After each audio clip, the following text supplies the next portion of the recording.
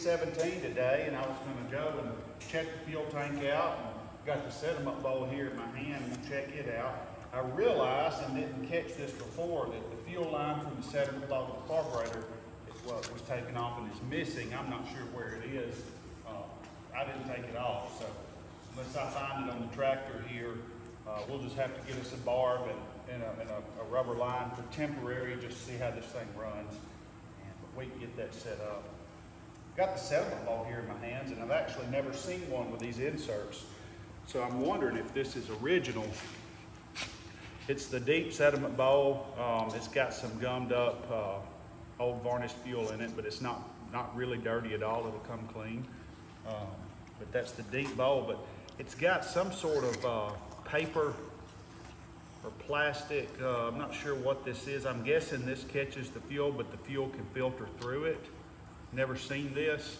And on top of that, the top of the sediment bowl, it's got this metal. It's made out of tin. It's just some kind of insert. It has holes along the edge of it. Allows fuel to filter through. So I don't really know the point of that. Maybe the fuel can go around the edges of this little paper bowl, filter to the sediment bowl. This may catch large part deposits. I don't know. Never seen that. For now, since this is somewhat dirty, I'm just going to clean this out and put it back with just this, which is what most of them have. Can you hand me the pick right here, please? Right here on the tractor. Can you hand me the pick?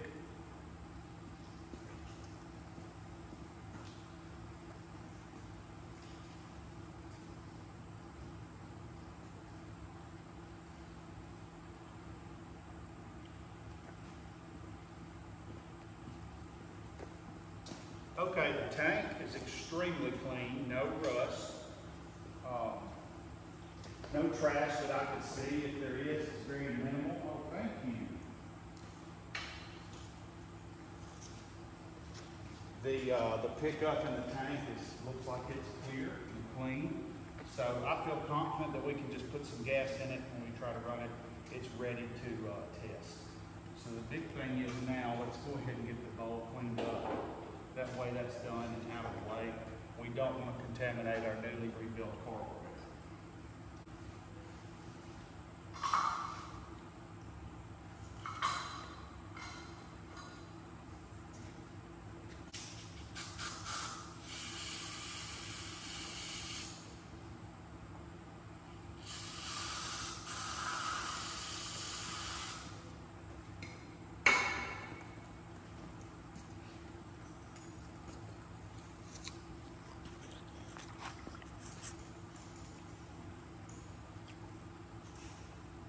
Carburetor cleaner and let that soak for just a minute.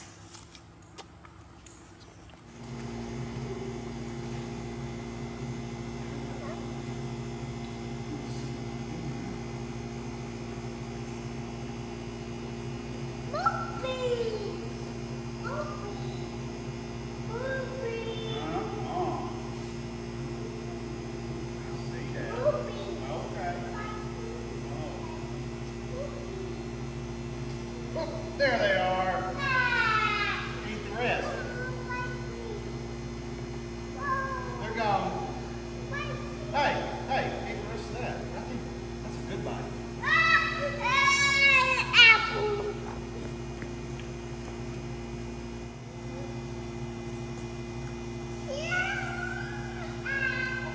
Yeah.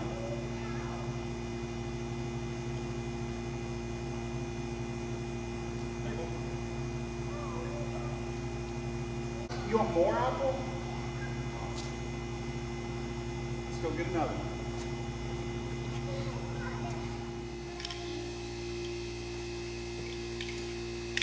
Alright, so we've got to use jumper cables because the guy that had it for us, he took the battery cables off of it and used them or did whatever with them, but we don't have it. We can at least turn the engine over with the battery with the jumper cables. Got the tools.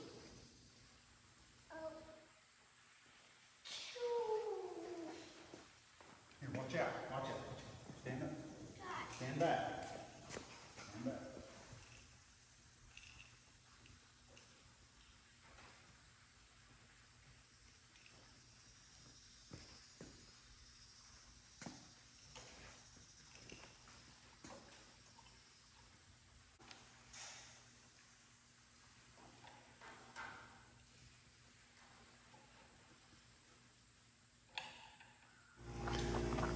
go try out our new disc and see how they do cutting these fields up.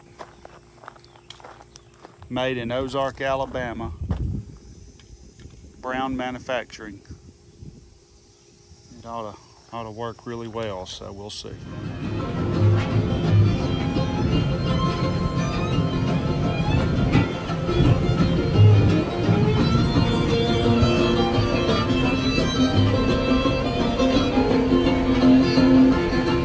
Installed a rebuilt carburetor that I got fixed for this tractor. It's rebuilt, adjusted, ready to go. I've got some temporary fuel hose that we're going to hook up just so we can assess the tractor. And then we're going to go through the firebox here, the old distributor, and we're going to make sure that the points and everything there is going to be in good shape to give us spark, because you've got to have fuel and spark to make it run. We're going to make sure everything is good there, and then wire it up properly, and then we'll hot wire the coil, since I have no starter on this tractor. So since we don't have a starter, there's no way to turn the engine over with the key or what have you. So what we'll do is I'll hot wire the coil, and we'll just take and hook to the tractor and pull it off and see if we can get it started for the first time. So stay tuned.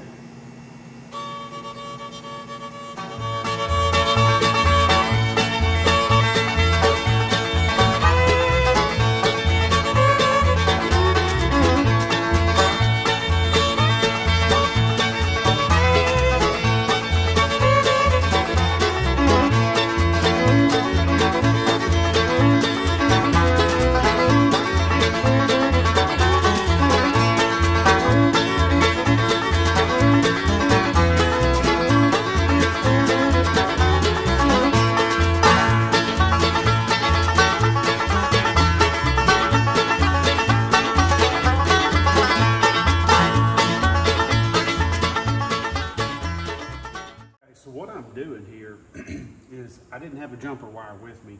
I found these little pigtails. They had like a 1/4 inch or an 1/8 inch cable connector on this end. I cut it off. Basically, I just butt connected them. I used these wire nuts. I know this is not correct by any means, but it's quick, it's easy, it's what I got, and it's temporary. We're just making a hot jumper wire, and this isn't long enough, of course, to reach from the ballast resistor to the battery. So I found 2 of them, and I made 2 of these. I'm just going to hook them together, and then that should reach my positive on my battery. This tractor does have an external ballast resistor, like you would find on a lot of Chrysler type vehicles in the 70s. So we're going to hook it to the back side of that resistor so it can reduce that 12 volts down to get to the coil, so it does it operates properly. So let me hook this up, and then let's see if we have fire our points.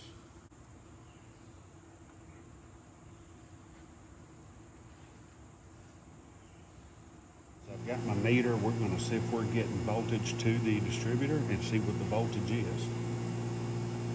So with the jumper wire unplugged from the battery, test between positive and the lead going to the distributor. You can see I've got no voltage. Let's hook up the jumper wire.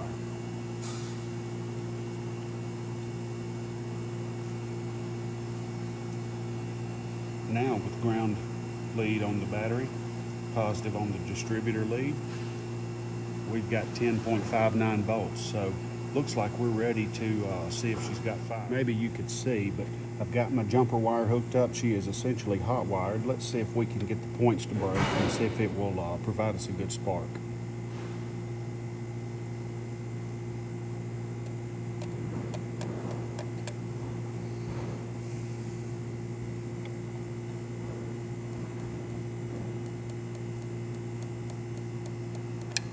Not getting anything there. So that tells me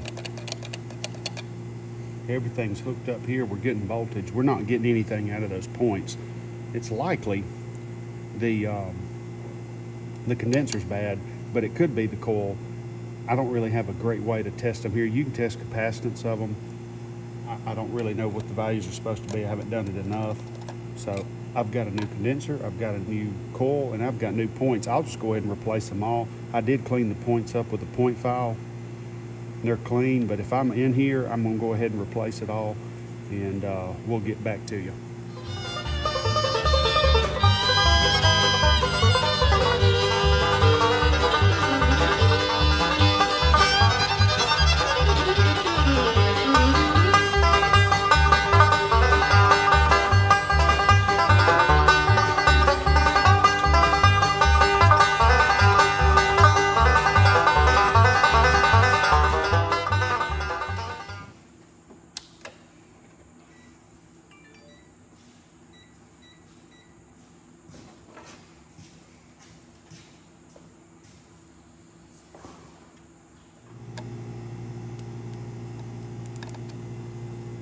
hooked it up. I'm getting good fire to the points.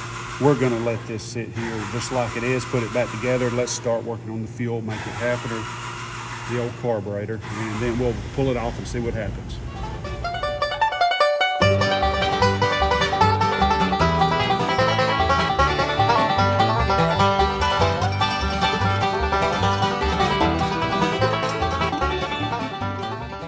Carburetor, a Marvel Chevrolet TSX. It's the large body. It's a TSX 853 Marvel Chevrolet. It's the original carburetor, cast iron housing and everything. It doesn't compare to those aftermarket carb copies they make now. Always keep your original one if you can, even if you put it on the shelf for later on. Don't get rid of those. So what we're going to do is I'm going to remove the fitting here that's in it now and replace it with this elbow. And I've got a little 1/4 inch hose barb, just a piece of brake line sticking out of it with a compression fitting there. We're going to put that in. And then on the other end at the fuel sediment bowl, I've got a 1/8 inch pipe thread male and a 1/4 inch hose barb. We'll screw that right in. And then we'll just take this 1/4 inch rubber hose and put it on here temporarily to get fuel supply. And I'm going to blow back through the tank just to make sure that we don't have any blockages once we fill it up with gas when we get there. So this is all temporary just to get this thing running and assess the condition of the engine, transmission, hydraulics, and everything.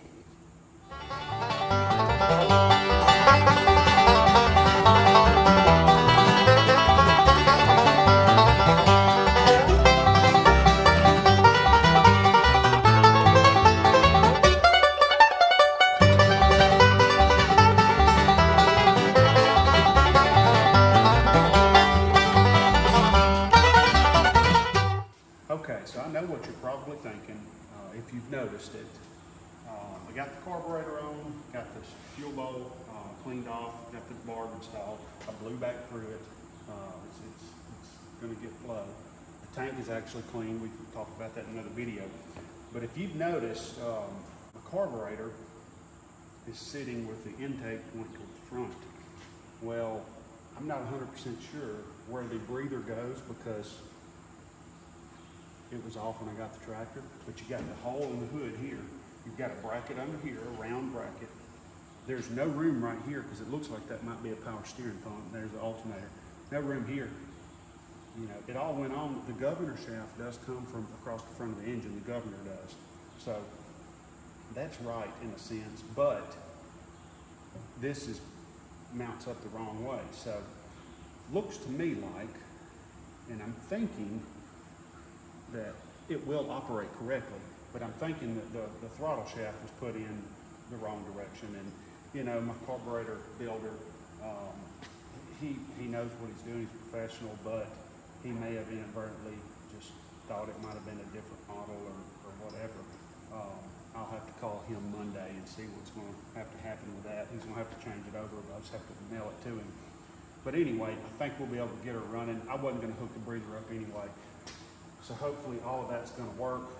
We're going to get the fuel hose on and we can hopefully get this thing going, see how she runs, see what works, what doesn't, see if the engine's any good, and we'll go from there. So what we're going to do now is I've got all the spark plugs out of the engine, and I'm going to get the tractor and we're going to pull this thing around the building once or twice and just lubricate those cylinders, make sure everything is good and free, make sure it's ready to actually pull off and try to run. So we're going to do that, pull it around the building with no plugs in it, no compression,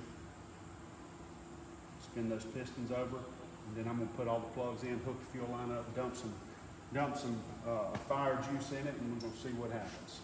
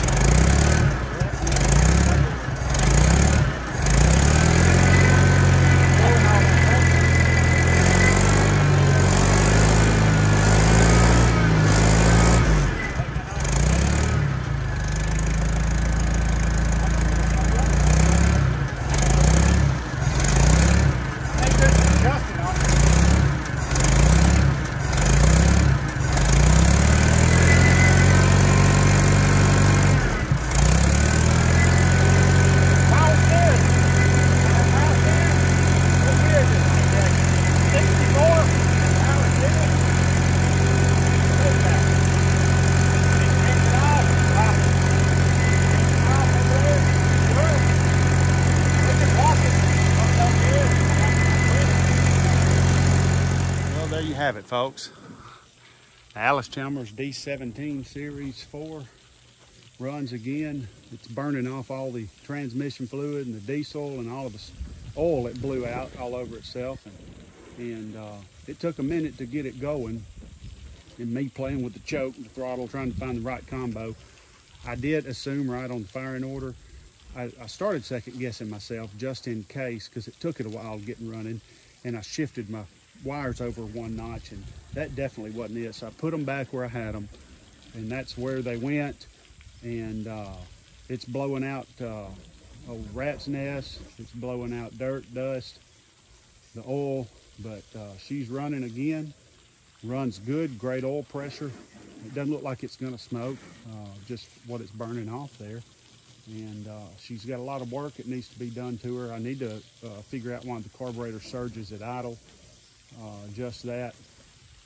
And got to get the throttle shaft fixed. Right now, I think we're gonna pull it off again. It should start up a lot easier. The power steering even works. Seems like it might be a little low on fluid, but that's great. We're gonna start it up, and we're gonna pull it over here and pressure wash this thing, and at least make it a lot easier to work on, and be one step closer to having a good running old tractor, a real tractor, to use around here on the farm.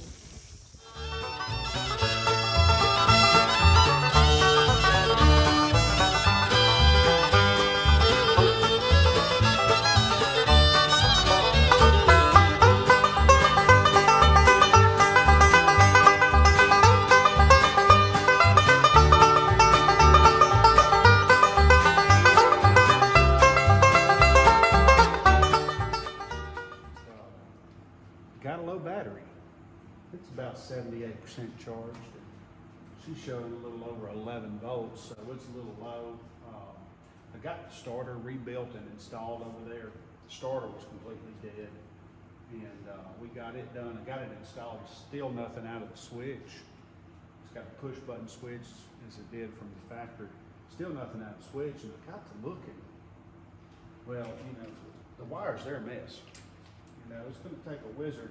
We've got wires disconnected here, there, and I don't know what that is.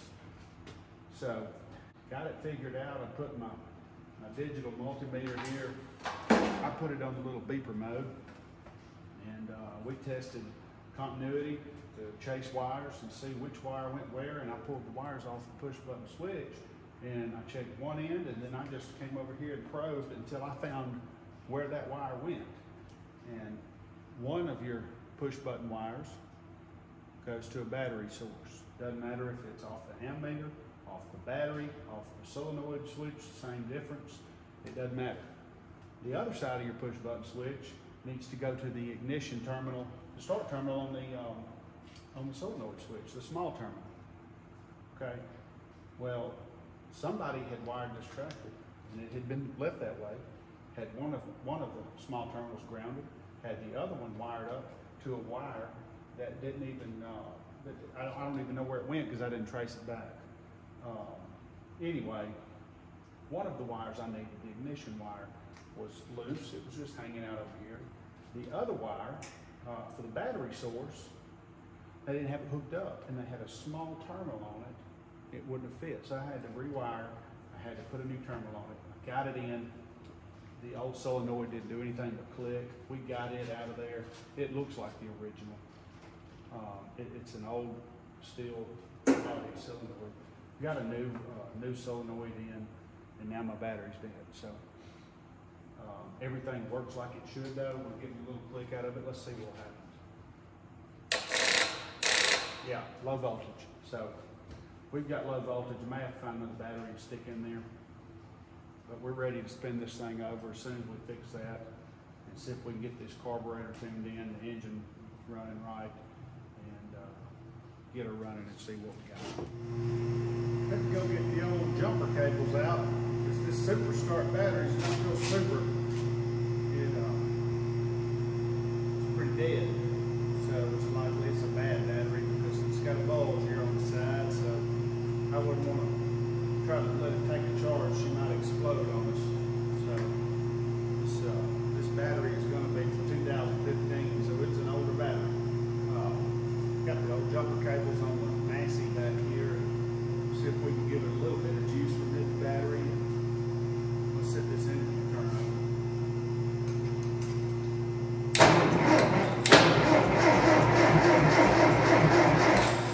Oh yeah, we're in business now. Turn on our switch. Got my fuel on, and then I turned it back off just so we don't flood things out. We'll crack it just to pull some fuel in.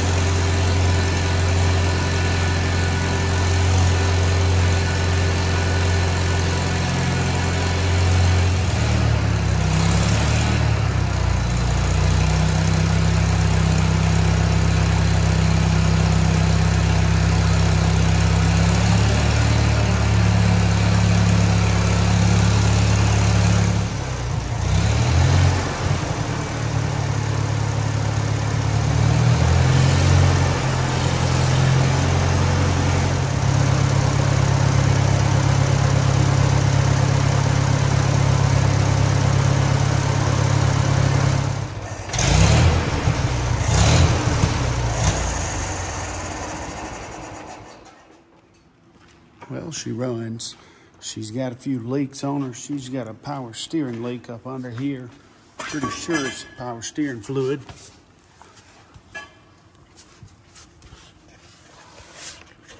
Coming from that area there. I can't tell if it's gonna be from there or this line right here. But either way, I think that's power steering. I don't think it's an engine seal, because I looked at my pulley there and there's nothing running down the engine, but then again, it is hard to tell. So, if it is a front engine seal, I'm sure it won't be that bad of a job to pull the front end off and do that, but got a small leak there. Here's our new starter rebuilt. And we've got a hydraulic leak on that cylinder right there. Leaking some fluid. Other than that, she runs really good.